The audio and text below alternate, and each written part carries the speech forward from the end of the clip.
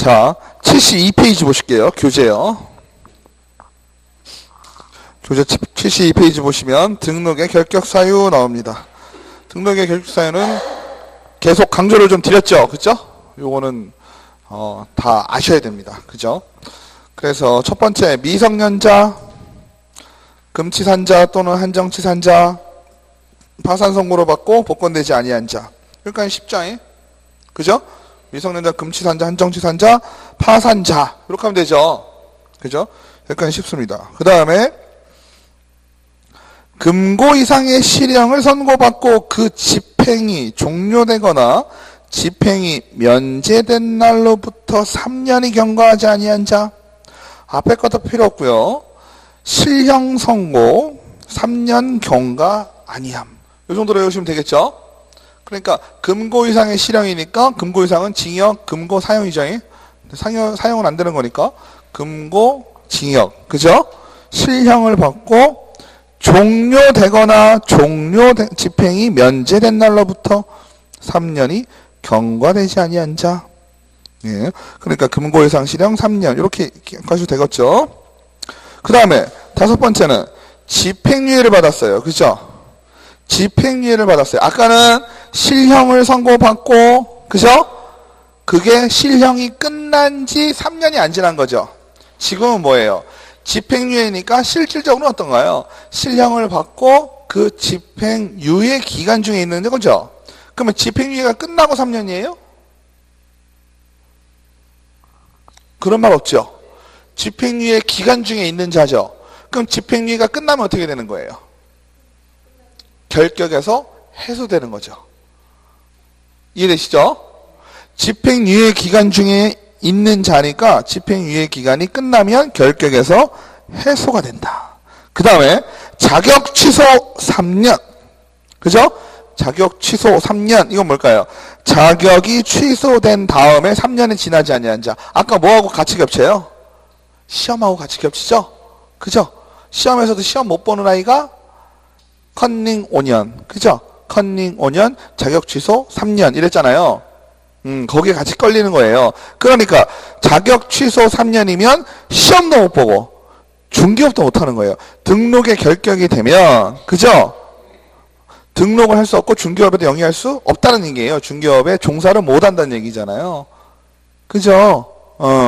그러니까 자격 취소가 된 자는 3년 동안 시험도 못 보고 중개업도 못 하고 이렇게 되는 겁니다. 그 다음에 자격이 정지된 자. 공인중개사 자격이 정지된 자로서 자격 정지 기간 중에 있는 자. 그러니까 자격 정지 기간이 끝난 후 3년이에요?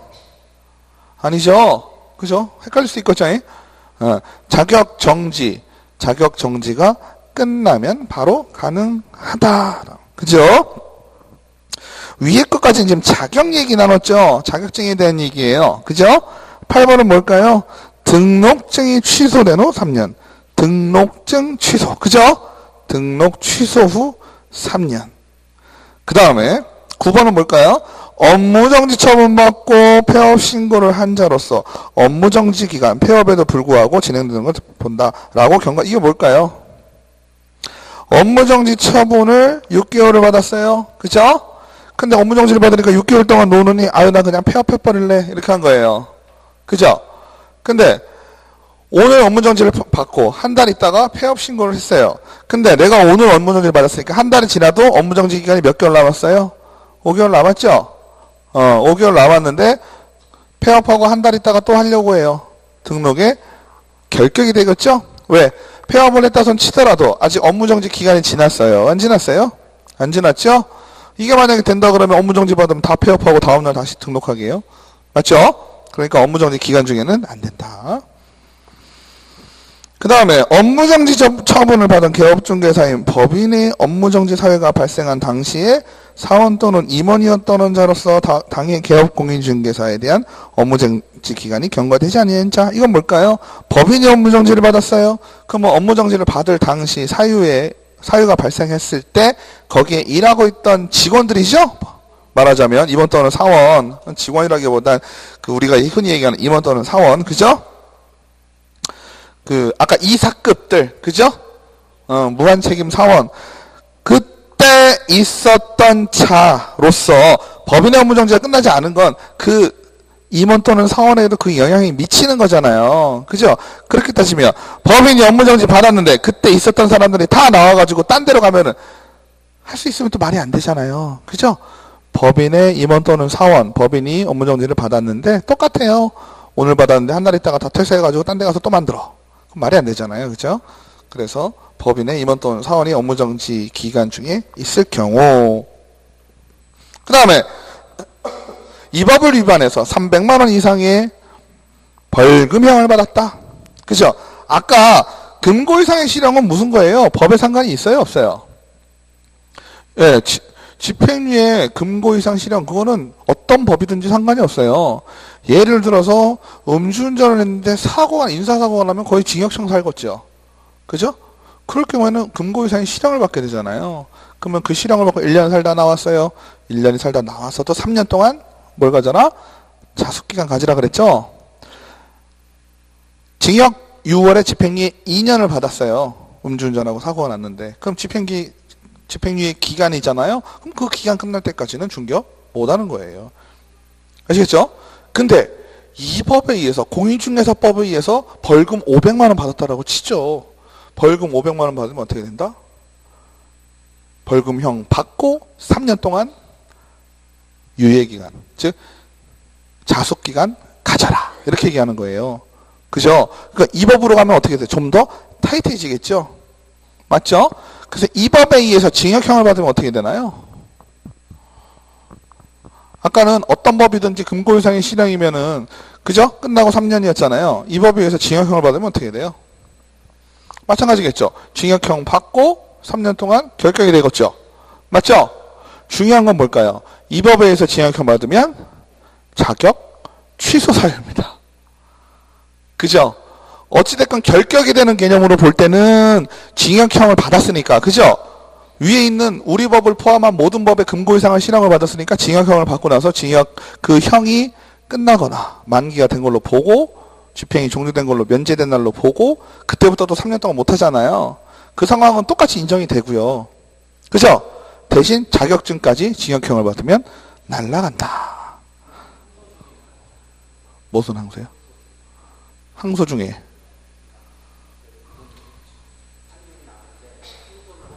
네. 아, 확정 판결. 그렇죠. 가능하죠. 그때는. 네네. 항소 중이니까. 아, 잠깐만요. 지금 여기 보면 벌금의 실형을 선고를 받았잖아요. 선고를 받고 그 집행이니까 재판이 다 끝나지 않은 상황이면 집행이 아직 안 된 상태잖아요. 그죠?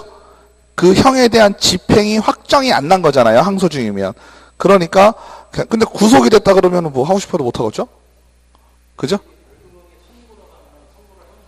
아, 그렇죠. 벌금형을 받았는데 그 선고를 받고 이거는 최종 확정 판결 기준이 되겠습니다. 3년을 300만 원 받았는데 내가 항소하면 200만 원이 될 수도 있잖아요.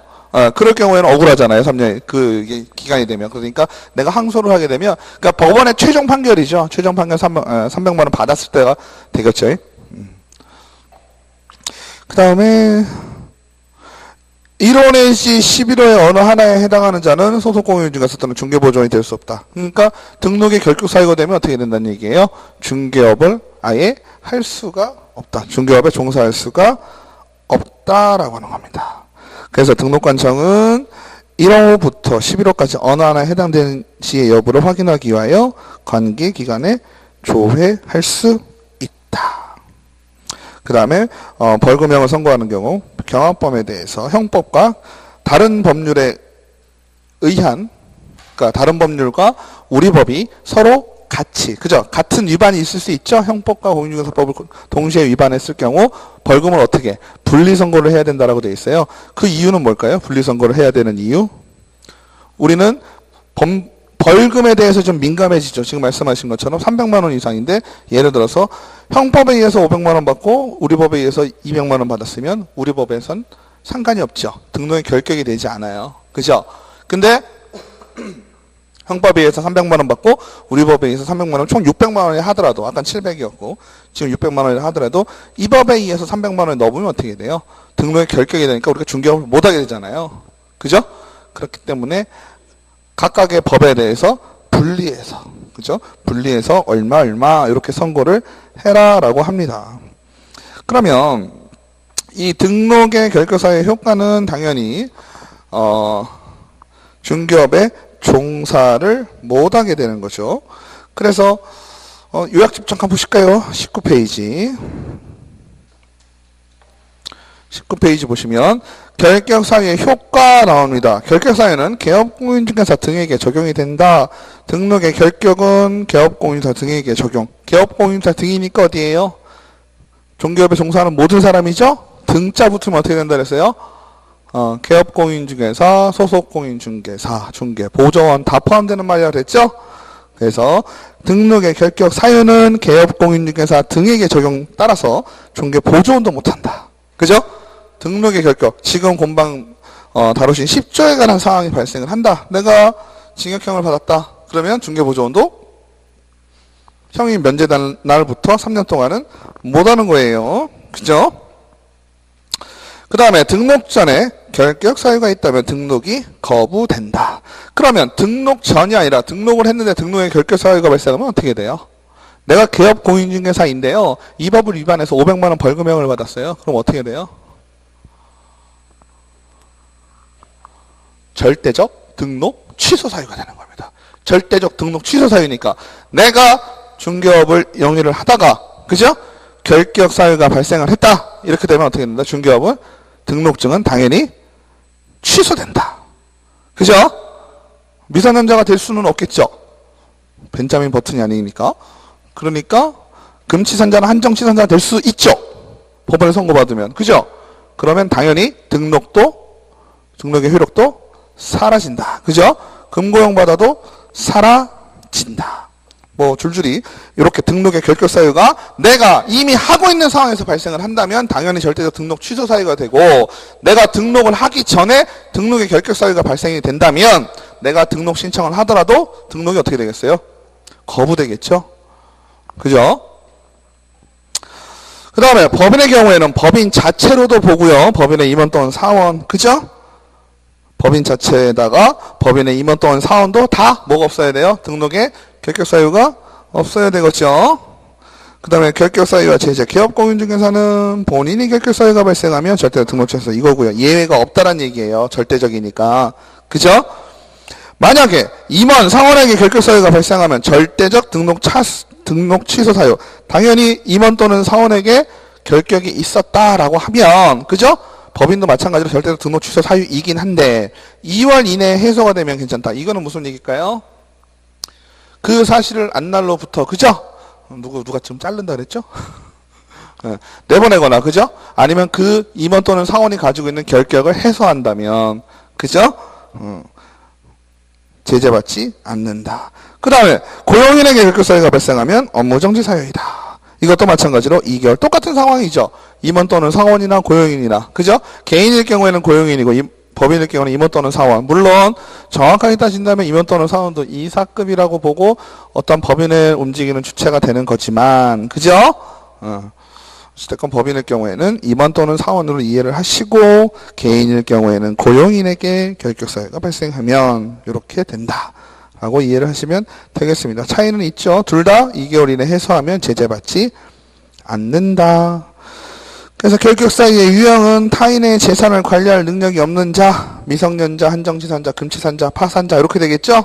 파산자는 실질적으로 미성년자와 한정치산자, 금치산자는 어때요? 세 부류를 보게 되면 어때요? 우리는, 그죠? 우리는 어떻다 그랬죠? 다른 사람의 전 재산을 다룰 수도 있는 직업이라 했죠? 그런 중요한 일을 해야 될 사람이기 때문에 아직 사회적 경험이 좀 전무한 어린 친구들, 미성년자일 경우에는 안 될 것 같고, 그건 상식적으로 이해가 되시죠?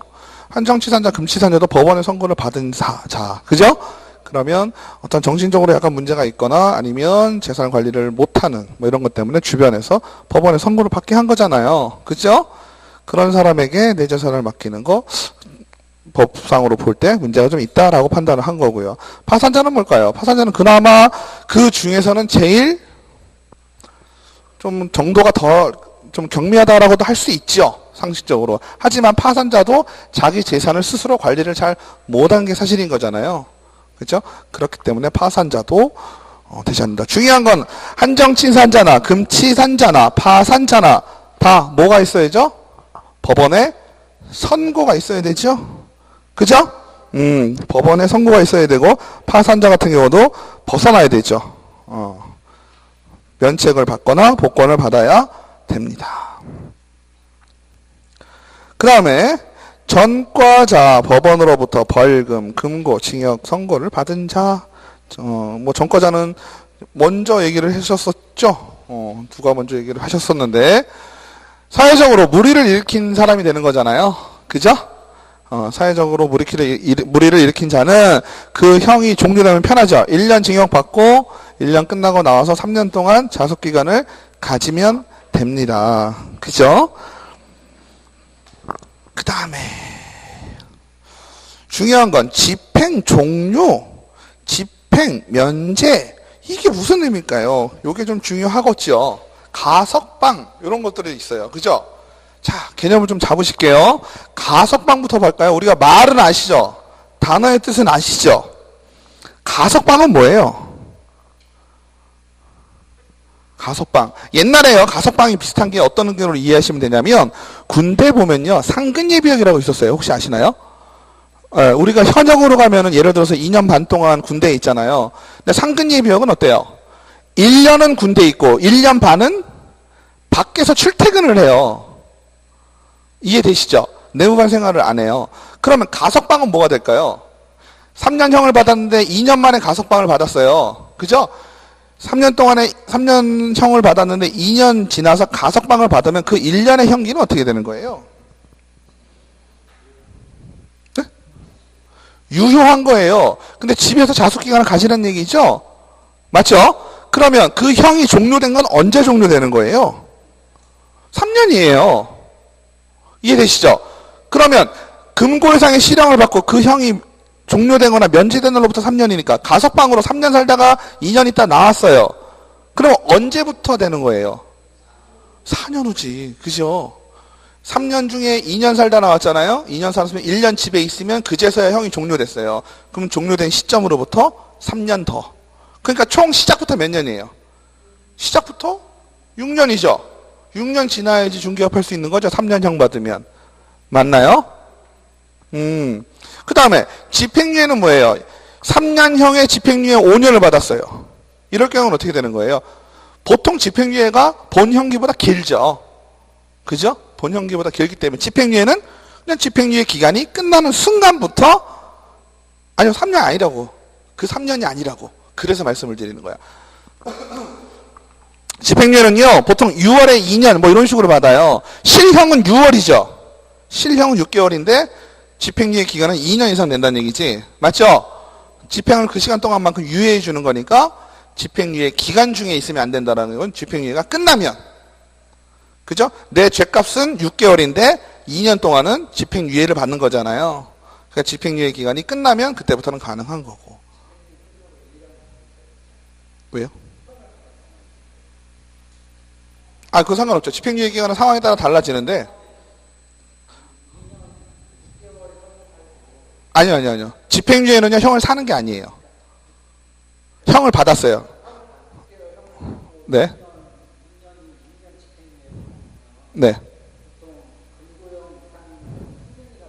그거랑 상관이 없다고요. 그래서 말씀을 드리는 거예요. 지금 말씀은 예를 들이라고 6개월에 2년을 말씀드렸잖아요. 예를 들어서 3년에 5년이다. 그럼 어떻게 되겠어요?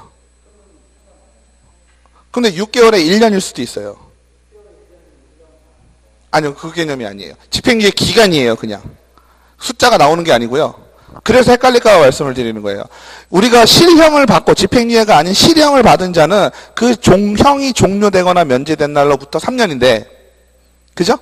그러면 예를 들어서 6개월일 수도 있고 3월짜리도 있어요. 실형이라고 하는 거는. 그럼 3개월 받고 3년이거든요. 근데 집행유예는 뭐 1년에 2년 받으면 3년이잖아요. 근데 이 3년을 따지자는 얘기가 아니야. 집행유예 기간만 따지자는 얘기예요. 상관없고요. 다 그냥 실형은 집행유예라는 말 자체가 그 실형을 실제로 살지 않고 잠시 동안 유예를 시켜주는 거잖아요. 그러니까 뒤에 있는 말이 중요한 거죠. 뒤에 집행유예 기간. 네? 실형은 상관없고요. 실형을 받았다고 보는 게 아니거든요. 집행유예는 그 실형을 그러니까 실제로는 형을 받은 게 맞아요. 형을 받은 거랑 동일해요. 전과자예요. 그냥 나중에 떼어보면 뭐 집행유예를 받았다고 디테일하게 나올 수도 있고 실형을 6개월 받은 걸로 나오는 거예요. 나오는 거지만 어찌됐건 간에 그 내가 들어가서 살진 않는 거지. 그러니까 그 집행유예 기간이 끝나면 가능하다는 얘기예요. 그 얘기는. 근데 우리가 중요한 건 사면 문제가 있어요. 사면이 일반 사면이라는 게 있고 특별 사면이 있단 말이에요. 이 사면의 개념은 뭘까요? 특별 사면은 보통 무슨 특별 사면이에요? 대통령이 하는 대통령 특사 이거 보셨죠? 대통령 영화도 있었잖아요. 그 대통령 특사의 특사는 특별 사면이라는 얘기거든요. 그죠? 대통령 특사의 특사는 뭘까요? 죄가 있는 거예요, 없는 거예요? 있는 거죠. 있는 거를 대통령 특사 그 날짜를 어떻게 해주는 거예요? 종료된 걸로 봐주는 거예요. 종료된 걸로 봐주니까 종료된 날부터 몇 년이야 우리는? 3년이죠. 그죠? 대통령 특사 받고도 3년이 있어야 되는 거예요. 그러니까 운이 좋은 사람은 아까 3년에 가석방 나왔으면 2년에 가석방이면 총 기간이 6년이 걸렸잖아요. 근데 거꾸로 얘기해서 이건 3년인데 2년 살고 대통령 특사를 받아버렸어요. 특사를 받아버렸으면 3년이 들어가니까 총 몇 년이에요? 5년이 되는 거지. 가석방하고 또 다르죠. 맞죠? 상황은 똑같죠. 2년 끝나고 나와서 하는 건 똑같은데 중개법에서 본다면 아까는 가석방으로 나왔을 때는 총 6년 만에 중개업을 할 수가 있었는데 지금 특별사면을 받으면 어떻게 되는 거예요? 1년이 줄긴 하는 거지. 이해되시죠? 하나 더 있어요. 일반 사면이 있어요. 일반 사면. 일반 사면은 뭘까요? 일반 사면은 왜 지킬까요? 특별사면은요, 죄값을 인정을 하는 거예요. 인정을 하지만, 그래, 고생했고, 뭐, 대통령 보통 당선되면 많이 하죠. 내가 특별사면을 내리는 날부터 너 죄를 사하노라, 이런 뜻이 되는 거예요. 일반 사면은 뭐냐면요, 아예 애초부터 소급해가지고 그 죄가 없어진 거예요.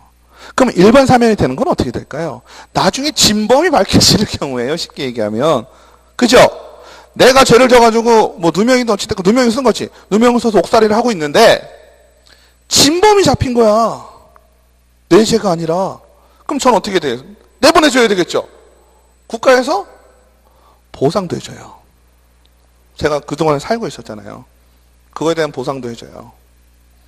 그리고 애초부터 내 죄가 없었던 게 됩니다. 없었던 게 되니까 내가 일반 사면을 받는 순간부터 되겠어요. 중개업을 영위할 수가 있겠죠. 이해되시죠? 다시 정리해 볼게요. 우리가 헷갈릴 수 있는 게 가석방입니다. 그죠? 가석방, 집행유예, 사면, 특별사면, 일반사면. 요 네 가지 헷갈릴 수 있는데요. 그죠? 만기석방은 헷갈릴 거 없죠. 3년 살았는데 3년이면 끝. 그죠? 가석방은 2년 만에, 3년짜리인데 2년 만에 나왔으면 1년을 밖에서 형을 그냥 산다라고 생각을 하세요. 쉽게 생각하면 어때요? 가석방이나 만기 출소나 똑같죠. 차이가 없어요. 총 기간으로 따지면. 맞죠? 3년 징역을 사고 3년 기다리나 2년 만에 나와서 1년 기다렸다가 또 3년 기다리나 마찬가지예요. 가석방하고 만기 집행은 똑같습니다. 그죠? 집행유예는 이것저것 따지지 마시고 집행유예 기간 기간만 지나면 되는 거예요. 되시죠? 그다음에 사면도 두 가지가 있죠. 특별사면 같은 경우는 죄값을 인정하는 거니까 사면이 된 날이 그냥 내가 3년을 살은 걸로 봐준 거예요. 그러니까 그때부터 3년 결격. 그죠? 근데 일반 사면은 내가 지금 형을 받고 있는 것이 잘못된 거예요. 잘못된 거니까 원천적으로 무효가 되니까 사면을 받는 순간부터 나는 중개업을 할 수가 있다라고 하는 겁니다. 이해되시죠? 네. 그래서 금고 이상의 형의 집행유예를 선고받고 그 유예 기간 중에 있는 자 쭉 나옵니다. 그 다음에 이 법을 위반해서 300만 원은 뭐 따지실 거 없죠. 그죠? 근데 중요한 건 이 법이니까 다른 법이 아니죠. 뭐 음주 사고 내서 300만 원 벌금 나왔다. 나 중개업 등록증 결격 사유 되는 거 아니야? 이건 아니죠. 이 법에 의해서만이고요. 그 다음에 취소도 다 3년입니다. 취소 처분을 받고 3년이 경과되지 아니한 자. 등록 취소일에 3년을 더하지 않는 제외 사유, 결격 사유, 모순이 생기니까. 그 다음에 등록 기준 미달, 사무소가 판자집에 사망 해산, 해산은 잘못된 것이 아니니까. 이거 무슨 얘기일까요? 여기 나오는 건 뭐죠? 결격 사유로 인해서 등록을 취소. 그러니까 이거 잘 생각을 해보세요. 우리가 등록이 취소를 당하면 등록 취소 시점으로부터 3년까지는 지금 뭘 못하는 거예요? 업을 못하는 거잖아요. 근데 결격 사유가 발생을 해가지고, 그죠? 결격 사유가 발생을 하면 절대적 등록 취소 사유가 된다 그랬죠? 맞죠? 그럼 결격 사유가 발생을 하면 내가 금치산 선고를 받았다라고 칠게요. 그러면 제가 잘 운영을 하다가 결격이 발생을 했죠. 그죠? 결격이 발생을 해서 제가 등록이 어떻게 된 거예요? 취소됐죠. 그러면 내가 금치산 선고 때문에 등록이 취소된 거를 갖다가, 결격의 사유로 인해서 등록이 취소된 걸 갖다가, 너 등록이 취소당했으니까, 그죠? 등록을 취소당했으니까 어떻게 되는 거예요? 3년 동안 중개업을 못해. 말이 안 되죠. 이해되시죠? 이렇게 결격 사유로 인해서 등록이 취소되었을 때는 플러스 3년을 하지 않는다라는 의미예요. 맞죠? 내가 파산이 됐다. 그러면 어떻게 되는 거예요? 내가 파산해서 파산자가 됐기 때문에 등록이 취소되었지만 내가 중개업을 다시 할 수 있는 건 파산 복권을 받으면 되겠죠. 이해되시죠? 그래서 그게 이거예요. 결격 사유, 등록 기준 미달, 그 다음에 사망 해산. 이거는 뭐 어차피 부월이 안 되죠. 사망하거나 해산하면 어떻게 돼? 끝나는 거니까 3년을 더하고 자시고 할 게 없다라는 겁니다.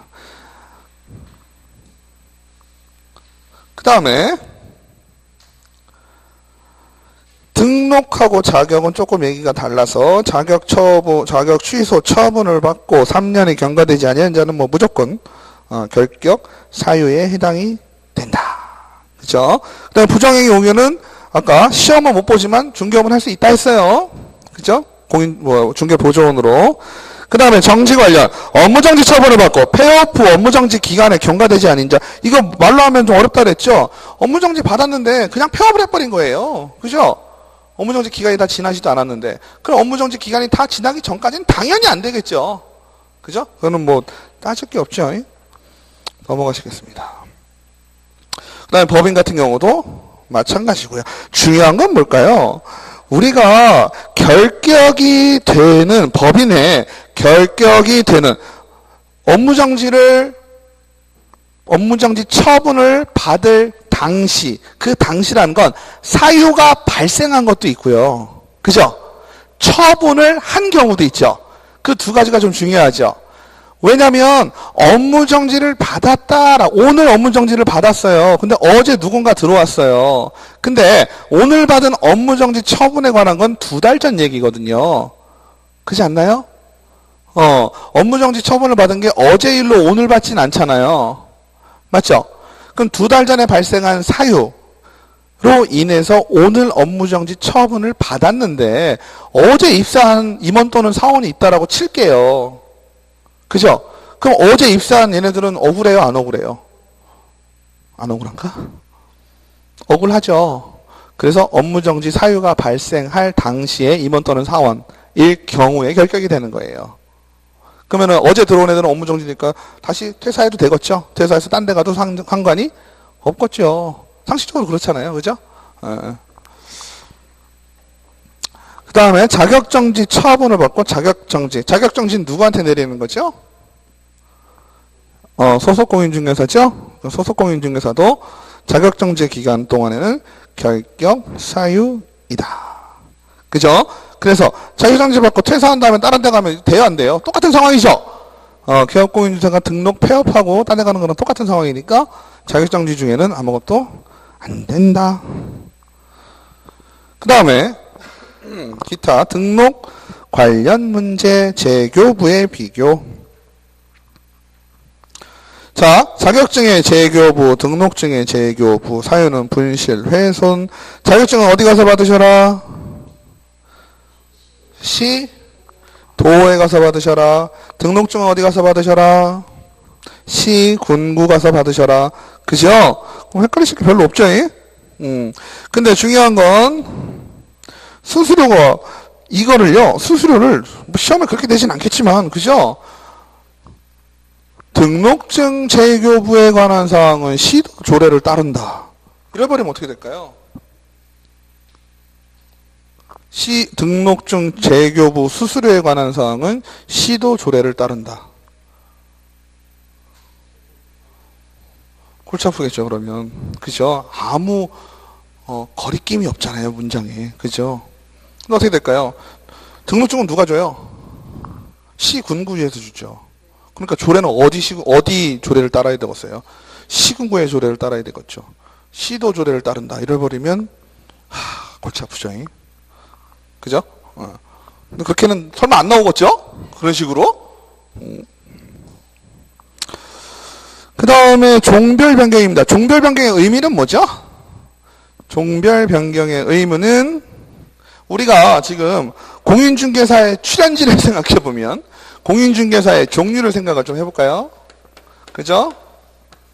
공인중개사가 첫 번째 개인인 공인중개사, 그죠?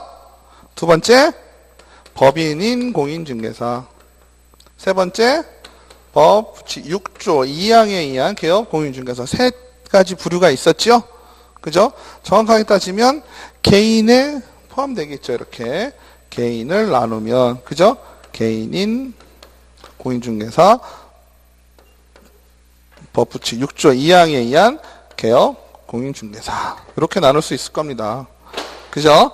그러면 자 보실게요. 여기서 중요한 건 이 사람이죠. 응? 다른 건 헷갈릴 게 없었어요. 개인이 법인이 되거나 법인이 개인이 되는 건 전혀 문제가 없죠. 이론상으로. 맞죠? 근데 우리가 걸리는 사람은 얘죠. 그죠? 예전에 허가제 신고제일 경우에 받았던 개업 공인중개사잖아요. 이 사람들이. 자격증이 있어요, 없어요? 자격증이 없지요. 그죠? 그러니까 자격증이 없는 자는 개인인 개업 공인중개사가 될 수가 없죠. 그죠? 하지만 이 사람이 자격증을 땄다. 자격증을 따면 개인인 개업 공인중개사가 될 수도 있고 법인인 개업 공인중개사가 될 수도 있죠.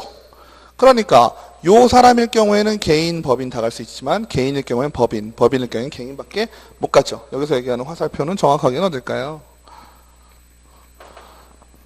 개인일 경우 법인, 법인일 경우 개인. 이렇게 왔다 갔다 하겠죠. 하지만 법 부칙 6조 2항에 의한 개업공인중개사는 될 수가 없죠. 그죠? 다 왔다 갔다 하는 건 전혀 문제가 없는데 여기로는 갈 수가 없죠. 여기서 올 수는 있지만. 그쵸? 별 문제 아니죠? 여기 보시면 요겁니다. 그림이 지금 그 얘기예요. 그죠? 그래서 종별을 달리하여 업무를 계속하고자 하는 경우 등록 신청서를 다시 제출하여야 한다. 그러니까 신규 등록 이렇게 된다고 했죠. 얘는 등록증 재교부 신청해야 된다. 이건 뭘까요? 부칙 6조 2항에 의한 개업공인중개사가 공인중개사인 개업공인중개사와 동일 등록관청 관할구역 내에서 뭘까요?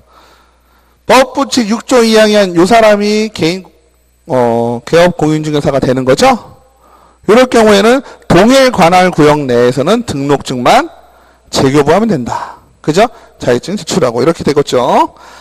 원칙이든 예외든 모든 등록증은 반납하여야 한다. 별도의 폐업신고는 불필요하다. 그러니까 자 생각을 해보세요.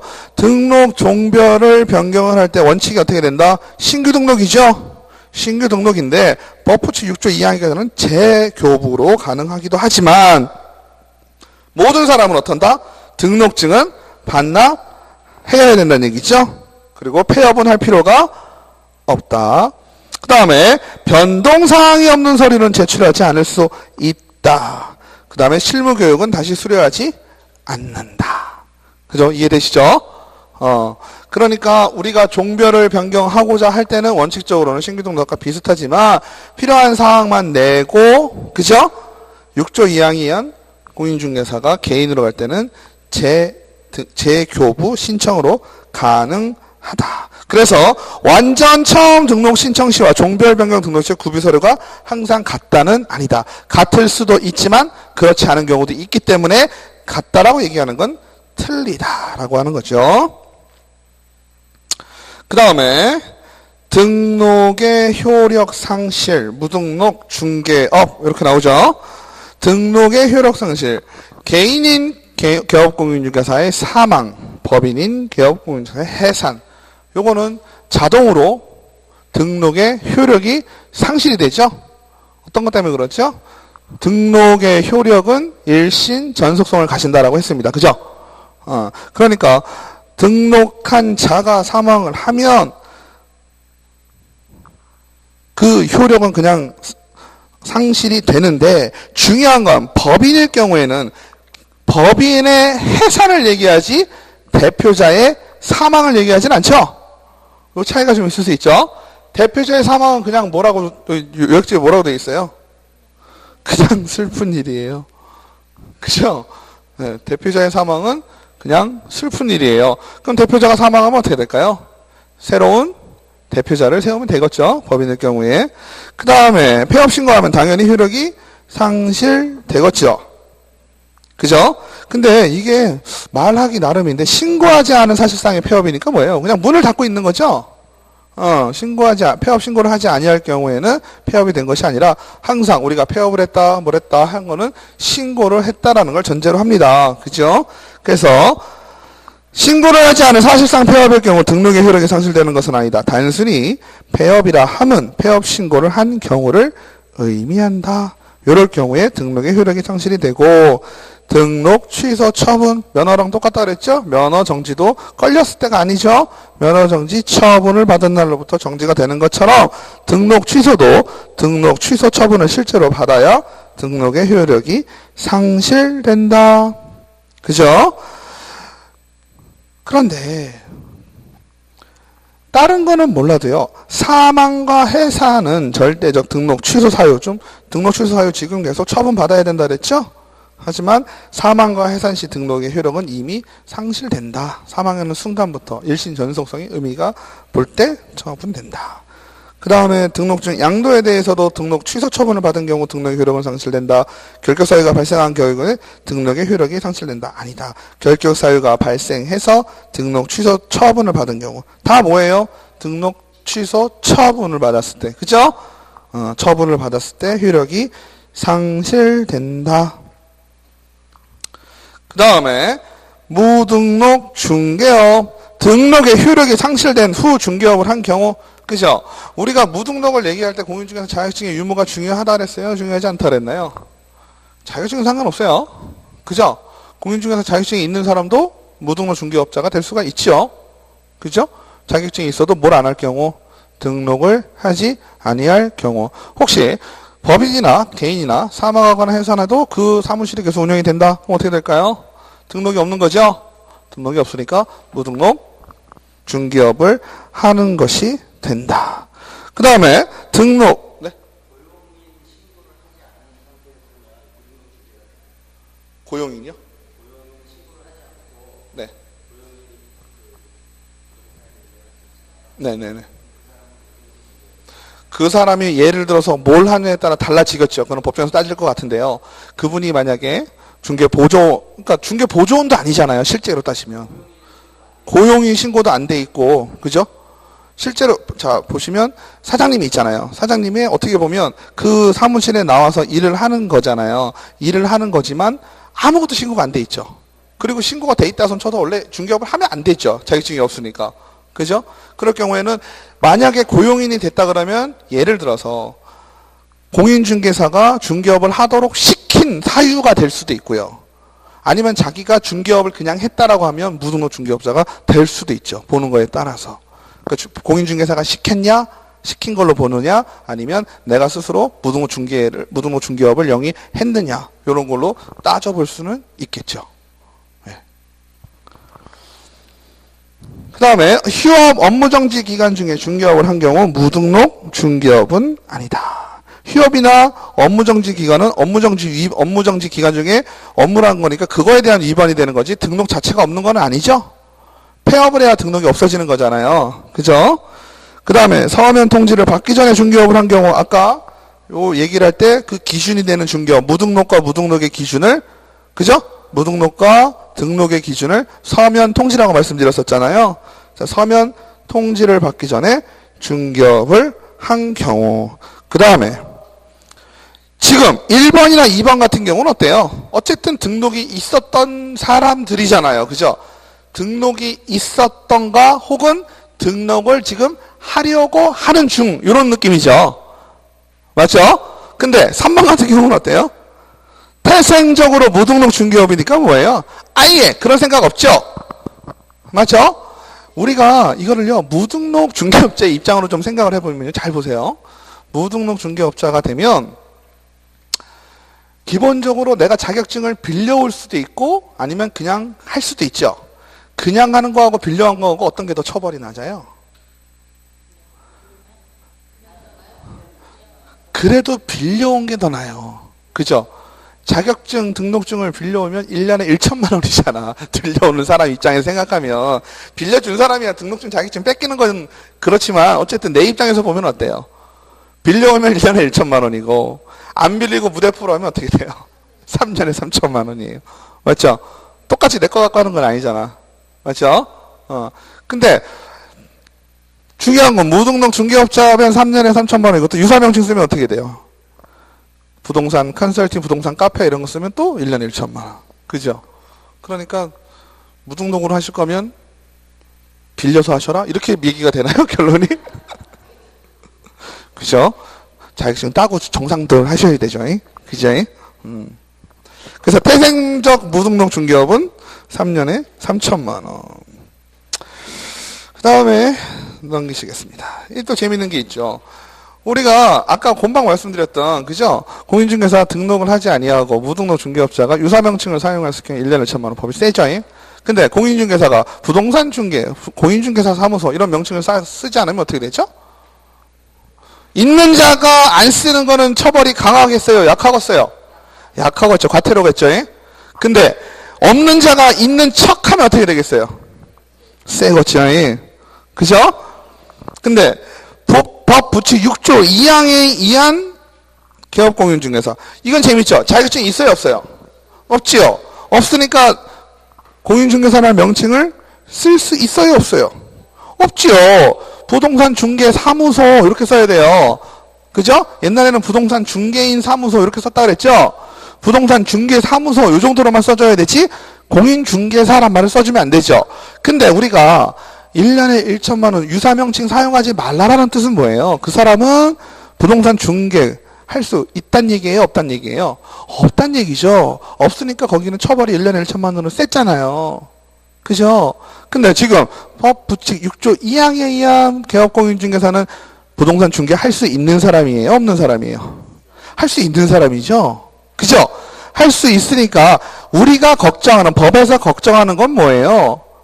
부동산 중개를 할 수 없는 자가 부동산 중개를 하는 것을 방지하는 거잖아요. 그러니까 자격이 없는 자가 부동산 중개를 한다 그러면 그거에 대해서는 처벌이 센데 그죠? 근데 법부칙 6조 2항의 한 사람은 할 수는 있는 사람이거든. 단 자격증만 없을 뿐이지. 맞죠? 그러니까 내가 공인중개사라는 법부칙 6조 2항의 사람이 공인중개사란 말을 쓰면 사람들이 보고 부동산 중개를 목적으로 올 거 아니에요. 근데 어차피 할 수 있는 사람이니까 큰 문제는 안 된다는 얘기지. 하지만 공인중개사가 아닌데 공인중개사라는 말을 쓰긴 썼죠. 그러니까 어느 정도 선으로 해결을 봐야 되겠어요? 네? 과태료 해야 되겠죠. 맞죠? 그래서 개업공인중개사가 아닌 자가 공인중개사 사무소 부동산 중개 이와 유사한 명칭을 사용하면 1년에 1천만 원. 즉 할 수 없는 자가 사용을 할 경우에는 1년에 1천만 원. 왜요? 일반 사람들이 그죠? 일반 사람들이 부동산 중개를 할 수 있는 자격 자체 공인중개사 자격증을 얘기하는 게 아니라 중개업을 할 수 있는 그 자체의 자격이 없는 자에게 가서 부동산 중개를 할까 봐 법에서 걱정을 하고 있는 거죠. 아시겠죠? 그 다음에 성명 표기. 성명 표기는 뭘까요? 에? 왜요? 빨라요? 뭔가 빨라요? 왜요? 왜? 갑자기 간판을 철거한다고요? 아.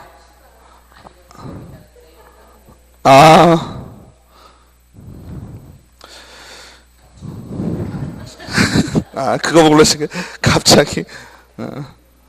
자, 개업공인중개사는 5개 광고물. 5개 광고물은 뭔 얘기하는 거죠? 간판 얘기하는 거죠? 그죠? 간판 지나다니시다 보면요, 대표자의 성명서 있습니다. 그죠? 아닌가요? 자세히 이제 좀 보시지 않아요? 지나다니다 보시면, 그죠? 안 써 있는 경우도 가끔 있어요. 있어요. 성명은 무조건 표시해야 됩니다. 같습니다. 그래서, 개업공인중개사는 5개 광고물에 설치한 경우 등록증의 기재는 성명을 표기하여야 되고 법인은 대표자, 분사무소의 경우는 분사무소 책임자. 성명을 표기하지 않거나 거짓으로 표기한 경우 100만 원 이하의 과태료. 별거 아니지만 상당하죠. 그죠? 별거 아닌 것 같지만 그래도 100만 원씩 내야 되는 겁니다. 거기다가 이름 따로 쓰시는. 옛날에는요 막 가명을 쓰고 그랬었어요. 그거 알려지기 싫다고 막 그런 적도 있었어. 예전에는. 근데 요즘은 어때요? 딱 나오니까 과태료죠. 바로 쓰셔야 됩니다.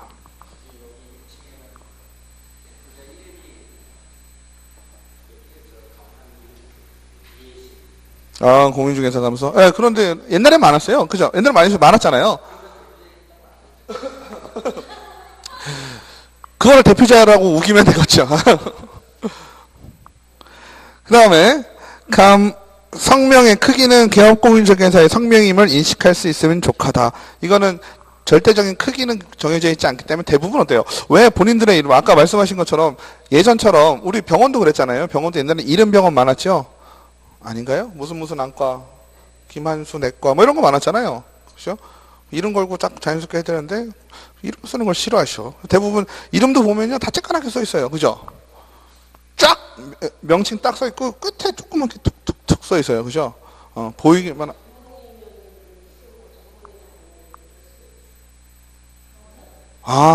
전문의일 경우만 쓸 수 있어요?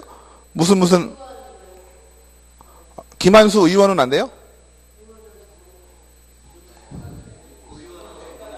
그러니까 전문의가 아닌 건 알겠는데 이름을 못 쓰냐고요. 그러니까 내과라는 말 자체는 전문의가 됐다라는 의미가 포함되어 있는 말이고요. 그죠? 김한수 의원이라고 쓸 수도 있겠지. 치과 의원도 마찬가지군요. 치과도 옛날에는 지금이야 다 전문의지만 옛날에는 치과는 6년 나오고 그냥 다 의사였거든요. 그냥 전문의가 아니었거든요. 근데 이름 다 썼잖아요. 그러니까 이름 쓰는 건 문제가 아닌데 내과 요거가 문제죠. 내과, 외과 요걸 쓰는 게 문제죠. 근데 내과라고 쓰지 않고 의원이라고 해놓고 앞에다 유리에다 진료 과목은 다 들어가 있죠. 외과, 내과, 뭐 정형외과 다 들어가 있죠. 그 상관없어요. 전문의가 아닌 거지. 근데요, 솔직히 제가 부동산도 마찬가지고 의사도 마찬가지인데요. 병원 가보시면요, 동네 병원 가시면 뭐 해줍니까? 증상 보고, 그죠? 약 주고 주사 한 방 놔주고 끝이잖아요. 레지던트까지 할 필요가 있을까 하는 생각을 합니다, 저는. 에? 누구요? 누구요? 이영재가 누구죠? 네, 전문의 의사만 되면 되죠. 왜냐, 동네에서 할 거면. 그렇지 않아요? 내가 연구를, 그러니까. 다 동네에서 하는데. 왜냐면요, 더 큰 병임을 알아도 처리가 안 되죠? 대학병원 가라 그러잖아요. 그 정도 수준이면 그냥 의사만 하고 나와도 되지 않을까 싶기도 한데, 다들 다 고생해서, 그래서 오래 걸리죠. 제가 그래서 우리 공인중개사도 그게 좀 필요하다고 생각을 하는 사람 중에 한 명이에요. 공인중개사도 등급제를 주는 거야. 1급, 2급, 3급. 그래서 뭐 예를 들어서 3급은 뭐 10억 원 이하, 50억 이하 금액으로 따진다면, 아니면 종류별로 따져가지고 뭐 주택, 그러니까요. 그게 더 합리적이라는 얘기죠. 왜냐하면 지금 배우시는 거에 한 7, 80%는요 써먹으실 일이 거의 없을걸요. 그런 경우도 좀 있죠. 아니면은 종류를 좀 나누는 거죠. 공법 같은 거 굳이 안 해도 상관없을 수도 있는데, 그죠? 세법 이런 건 좀 필요하고요. 골라서 좀 할 수도 있고. 그잖아요. 학개론에 뭐 시프트 떼고 뭐 수요량의 변화, 수요의 변화 지금 열심히 하고 계실 건데 몰라도 중개업 다 할 수 있는데 그렇죠? 아무튼 그렇습니다. 그 다음에 성명 표기는 간판에 대한 거잖아요. 그죠? 간판에 대해서 성명임을 인식할 수 있으면 족하고, 간판이 잘못 사무소 명칭 위반, 성명 표기 위반이 되면 철거 명령을 먼저 한다. 철거 명령을 불이행하면 행정 대집행법에 따라서 행정 대집행을 할 수 있다. 중개업을 하고 있으니까 철거 명령을 먼저 한다. 갑자기 간판을 철거하면 깜짝 놀라니까. 깜짝 놀랐죠? 그 다음에 중개대상물의 표시광고. 이거는 뭐예요? 위에 거는 간판 얘기고 밑에 거는 뭘까요? 광고하는 거죠. 전단지. 그죠? 중개대상물에 대한 표시광고를 하려면 중개사무소, 이거 어떻게 외우시라고 그랬어요? 외우면 복잡하다고 그랬죠? 에? 무슨 내용 외우시라고 그랬어요? 명함. 그죠? 그죠? 명함 다 알고 계시죠? 명함에 뭐 있어요? 사무소 명칭, 대표자, 주소, 전화번호. 그럼 되겠죠? 맞죠? 명칭, 소재지, 연락처, 성명. 등록번호 상관없어요. 네. 안 해도 돼요. 등록번호는 안 해도 되는데. 명함이요? 아니, 지금 명함 얘기하는 게 아니고요. 명함 내용에 있는 거를 여기 찌라시 있잖아요. 우리 전단지. 걷다가 표시를 해야 된다니까? 우리 300에 30짜리 이거 붙여놓잖아요. 종이. 여기는 없지만 다른 데 가면 붙여놓는단 말이에요. 원룸 같은 경우. 그죠? 그럼 거기다가 뭘 표시해야 되냐면 외우려면 귀찮으니까 명함에 있는 내용을 넣자라는 얘기예요. 사무소 명칭, 대표자 성명. 무조건 대표자 해야 돼요. 대표자 성명, 전화번호, 주소. 요 네 가지만 하면은 그 찌라시의 출처를 우리가 알 수 있잖아요. 그죠? 그래서 그걸 하라는 얘기고, 명함은요 따로 규정된 게 있어요?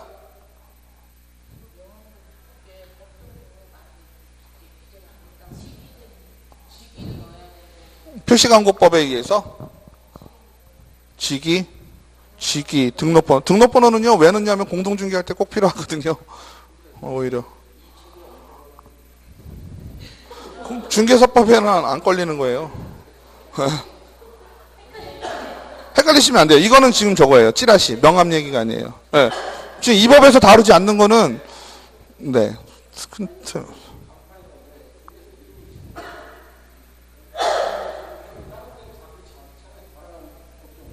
아, 맞습니다. 그러니까 그거는 이제 법에 그러니까 그거는 거꾸로 생각을 하면요. 거꾸로 생각을 하면 아직까지 인식이 그닥 좋지 않기 때문에 사람들에게 믿음을 그러니까 이거는요. 어떻게 보면요. 나는 솔직히 기분 나쁠 수도 있잖아요. 살짝. 그리고 또 가끔은 대표자분들 중에 이름이 난 조금 하면 이 사람 싫잖아요. 싫은 사람들도 있잖아요. 그래도 이렇게 하라는 건 그만큼 거래 당사자 일반 사람들이 이제 공인중개사를 더 신뢰할 수 있게 효과는 더 좋다고 볼 수도 있죠. 내 이름 쓰는 건 좀 싫어도. 그죠? 그런 개념입니다. 그렇죠. 음식점이나 무슨 편의점에 대표자 이름 써 있는 거 보셨어요? 없잖아요. 그죠? 그리고 어떻게 보면 공인중개사 우리 하는 일은요. 제가 아까도 살짝 말씀드렸지만 그 사람의 거래 당사자의 전 재산일 수 있잖아요. 그만큼 좀 중요성이 좀 부각되는 업종이잖아요.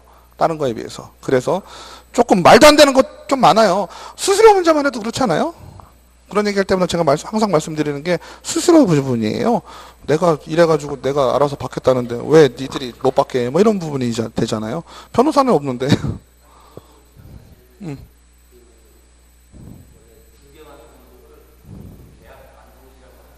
그렇죠. 잔금시 받으라는. 그러니까요. 그 블라인 나는 거죠. 맞습니다. 그러니까요. 그러니까 지금 저도 여러분들한테 이걸 알려드리면서 가끔 막 애매할 때가 이해하시기가 힘든 부분이 생기실 수 있어요. 중개가 완성됐을 때 당연히 완성이 됐으니까 중개에 대한 보수를 받아야 되는 거잖아요. 근데 법에서 뭐라고 돼 있냐면 잔금시까지 협의하게 돼 있어요. 네. 명시를 해야죠. 네, 명시를 하시면 합의가 됐다고 하는 거니까 하는 거죠. 그래서 점점 바뀌고는 있는데요. 점점 바뀌고는 있지만 그래도 요즘은 어떤가요? 거의 잔금시에 일부 받는 경우가 좀 많죠. 그래서 제가 여러분들한테 말씀드릴 때는 항상 최소한 하프앤하프, 반은 받아라. 그죠?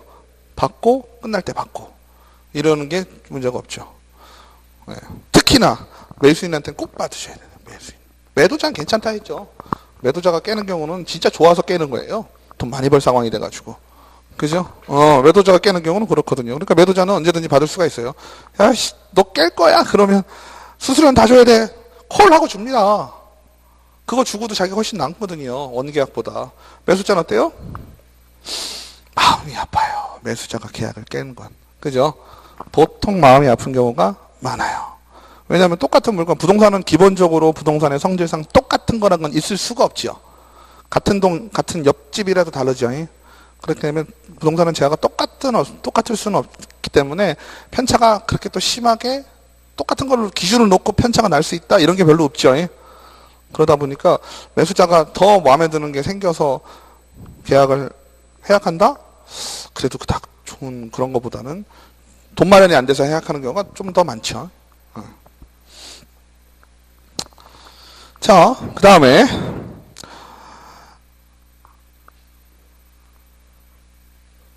개업공인중개사가 지금 중개대상을 표시한 거 있죠? 거기서 이를 위반할 경우 성명 등을 표시하지 않을 경우 100만 원 이하의 과태료고요. 중개대상물의 표시를 개업공인사가 아닌 자가 하면 1년에 1,000만 원이고 중개사무소 원본 등의 개시 의무 뭐 해야 되죠?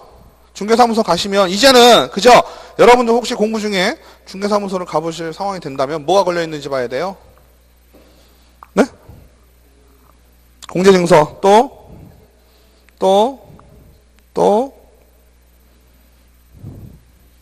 마지막으로 사업자 이런 거는 우리하고는 상관이 없어요.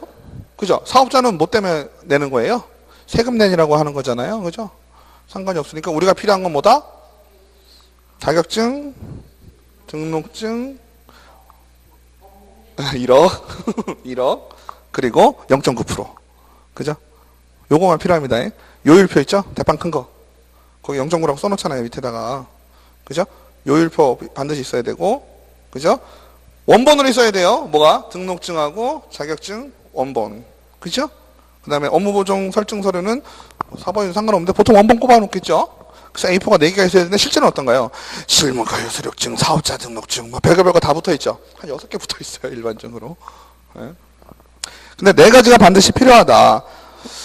그 다음에 등록증 원본 등의 개시 의무는 개업공인중개사만에 주어지는 의무다. 이게 또 중요해요. 지금 등록증, 자격증 원본을 좀 해놓으라 그랬잖아요. 그럼 자격증을 갖고 있는 사람이 또 누가 있어요? 소공도 있네요. 그럼 소공도 자격증을 걸어야 되나요? 네? 걸어야 됩니다. 소속 공인중개사도 걸어야 됩니다. 하지만 그 거는 의무는 누가 갖고 있나요? 그렇죠. 그죠? 소속 공인중개사도 자격증을 걸어야 되는데 그 거는 거에 대한 의무는 사장님이 갖고 있다는 얘기죠. 아시겠죠? 이해가 안 되시나요? 다시. 걸어야 되는, 무조건 걸어야 되는데 안 걸었으면 누구 책임이다? 소공 책임이에요? 사장님 책임이에요? 사장님 책임이다. 아시겠죠?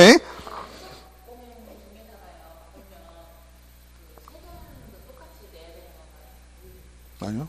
그건 상관없죠. 동업자가 아니잖아요. 그러니까 지금 세금이 어떤 세금을 말씀하시는지 모르겠는데 수수료에 대한 세금을 자 보세요. 수수료에 대한 만약에 사무실에 소속 공인중개사는 나의 직원이죠. 그죠? 그럼 제 입장에서는 사장님이잖아요. 그럼 사장님은 직원을 고용을 해서 월급을 주던지 월급이 없으면 예를 들어서 일에 대해서 얼마씩 줄 거 아니에요. 그러면 내가 1,000만 원 벌었다라는 걸 세무서에 신고를 해야 되잖아요. 근데 1,000만 원 벌은 거에서 500만 원은 얘 줬다라고 신고하면 돼요. 그럼 여기는 어떻게 해야 되겠어요? 자기가 또 신고를 하면 되겠죠. 근데 만약에 얘가 월급을 받는다. 그럼 원천징수를 누가 해야 돼요? 내가 해야 되죠. 그죠? 원천징수를 내가 급여에서 세금 떼고 얘 주고 나는 얘 급여에 대한 것도 신고해야 되지. 그런 상황이죠. 세금 계산으로만 따진다면. 그러니까 1년에 얼마를 얘를 지급을 했다 그러면 나는 원래 원천징수를 해야 돼요. 원천징수라는 건 뭐예요? 내가 나라를 대신해서 미리 세금을 떼어놓는 거예요. 세금 떼고 얘를 주는 거예요. 그리고 이 사람은 어때요? 나중에 원천징수에 대해서 뭐 하겠어요? 아니요. 지금은 직원이 되는 거니까 원천 징수를 지금 내가 사장님이 아니 내가 사장님이 다 해야 되는 거죠. 사장님이 직원 신고를 해야 되는 거죠. 직원에 대해서 소득이 발생을 하잖아요. 그럼 소득에 대해서 원천 징수를 그럼 사장님 근데 어떻게 해요? 이러는데 누가 해줘요? 세무서에서 해주는 거예요. 금액에 따라 다릅니다. 금액에 따라서 소득세 그죠? 원천 징수를 그렇게 하게 되는 거죠. 그러니까 지금 애매하시죠? 이해가 잘 안 돼.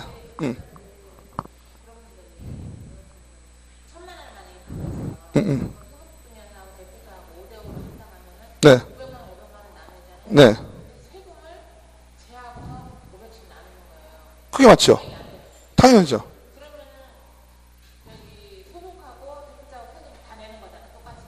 아, 세금은요, 이익이 생긴 사람은 무조건 세금을 내게 돼 있어요.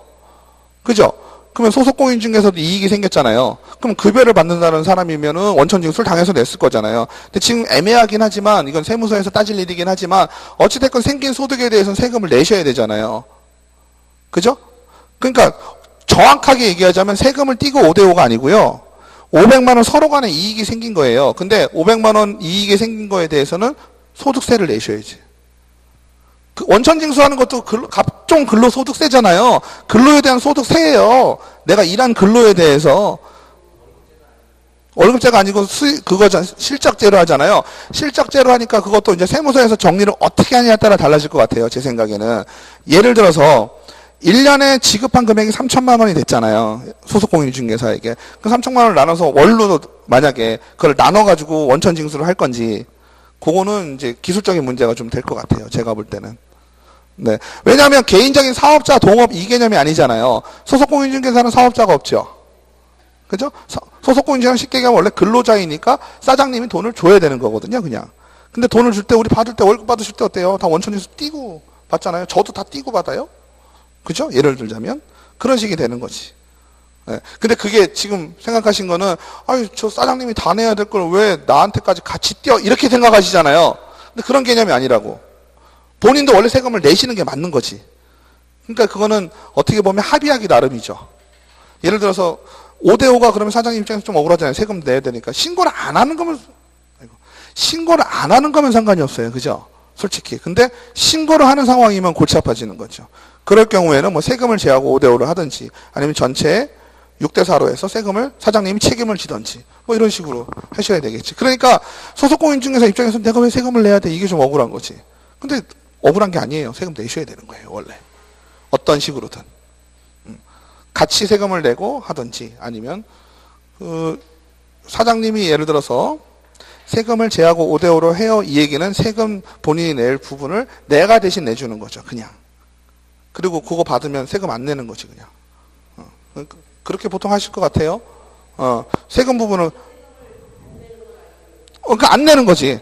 그러니까 사장님이 내는 거지. 근데 그거를 같이 부담한다 이렇게 이해하시면 안 돼요. 내가 낼 걸 대신 낸다라고 이해를 하시는 게 더 맞아요. 제가 볼 때는. 네. 그 다음에 이중등록과 이중소속. 이중등록은 등록이 두 개란 뜻이죠. 이중소속은 뭘까요? 등록이 하나, 소속이 하나, 혹은 소속이 두 개지요? 그러니까 사장님 같은 경우는 이중등록이나 이중소속 둘 다 가능하겠지요. 근데 직원 같은 경우, 소속공인중개사는 이중소속만 가능하겠네요. 그죠? 그래서 이중등록과 이중소속은 쉽게 생각하면 양다리 걸친 것이다. 등록만 이중등록이고 나머지는 이중소속이다. 그래서 이중등록은 개업공인중개사가 다시 개업공인중개사 이건 법에서는 뭐라고 본다 그랬어요? 등록을 두 개 한다라면은 어떻게 받아들일까요? 등록이 두 개라는 건 하나 빌려주지 않을까 이런 걸로 보는 겁니다. 그죠? 그래서 금지를 하고 있는 거고요. 이중 소속도 마찬가지죠. 등록이 두 개이면 등록 하나에 소속 하나면 나는 등록증 내가 만든 등록증은 빌려주고 그죠?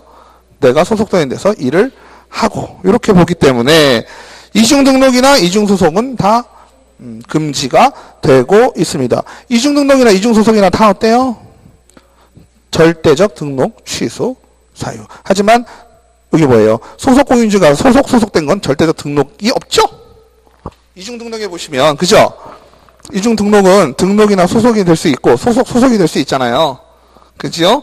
절대적 등록소유자가 될 수가 없고 이중등록과 이중소송은 양다리 걸친 것이므로 절등치 1년에 1천 이중사무소와 임시중개시설물은 떴다방 영업을 한 걸 임등취 1년에 1천. 이거 무슨 얘기일까요? 등록과 소속은 뭐예요? 등록은 행정적으로 두 개가 있다는 얘기고 그죠? 이중사무소는 뭐였어요? 등록은 하나인데 사무실이 두 개죠? 얘기가 다른 거예요.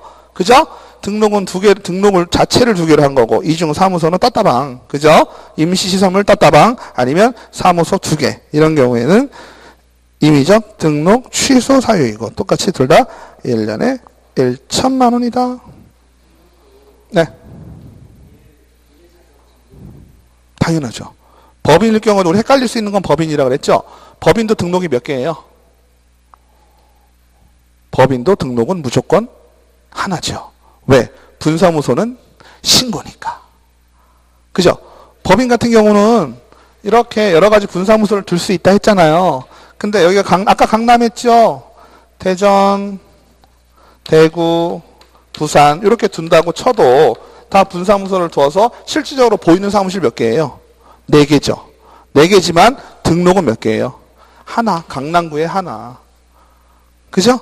그러니까 법인일 경우에도 등록은 무조건 하나. 자격증 하나당 무조건 등록은 한 개밖에 못한다. 아시겠죠? 사무실은 이렇게 여러 개 둘 수 있어요. 뭐일 경우에만? 법인일 경우에만. 개인일 경우에는 이중 사무소는 절대로 안 된다. 임시, 네? 그렇죠. 얘 같은 경우도 그 분사무소가 같은 강남구에 있으면 안 돼요. 한 등록 간청, 그러니까 같은 시군구에 분사무소와 본점이 같이 있어도 안 됩니다. 네, 전국적으로는 몇 개든 상관이 없고요. 그리고 개인일 경우에는 이것저것 생각하지 마시고 무조건 한 개밖에 안 돼요. 개인일 경우엔.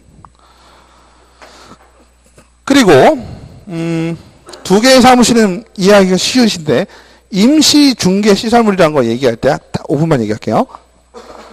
우리가 아파트 분양하러 간다 그러면 뭐 사람들 쳐놓죠? 파라솔 막 쳐놨잖아요 옛날에.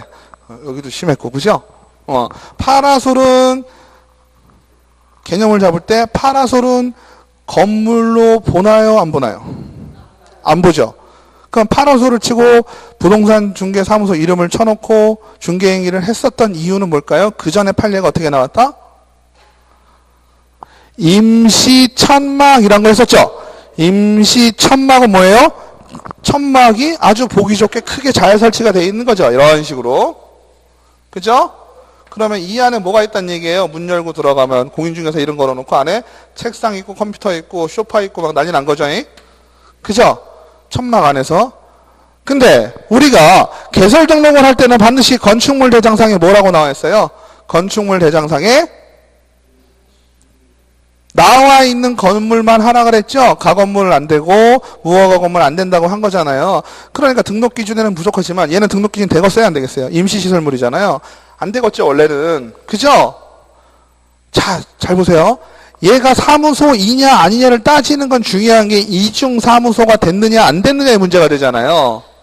맞죠? 이렇게 지붕이 있고 벽이 있는 아이 천막은요 판례에서 뭐라 그랬냐면 건물로 봤어요. 건물 오케이. 그러니까 이중 사무소에 걸렸어요. 이해되시죠? 이중 사무소에 걸렸다고. 이중 사무소에 걸리니까 사람들이 어떻게 했을까요? 그래? 그럼 이중 사무소 말고 파라솔을 쳐보자. 이렇게. 그죠? 파라솔을 치자. 의자를 놓고. 그림 잘 그리죠? 파라솔을 치니까 어때요? 얘는 건물로 보지 않았단 얘기예요. 이중 사무소에 걸려요, 안 걸려요? 안 걸리지. 맞죠? 천막을 치니까 이중 사무소에 걸린 거예요. 이중 사무소에 걸리니까 처벌을 받으니까 그러면 그냥 파라솔을 치자 했다고. 근데 파라솔이 또 만연하니까 어때요? 문제가 생기죠? 그러니까 여기다가 뭐라고 표현했냐면 임시 시설물 설치 금지라는 조항이 생긴 거예요. 그죠? 그래서 현재 상황은 어떻게 되겠어요? 천막을 치면 이중사무소로 걸리고 얘로 치면 어떻게 되는 거예요? 임시시설물 설치로 걸리는 겁니다. 지금은 빠져나올 구멍이 있다 없다? 없습니다. 네. 좀 쉬었다가 하겠습니다.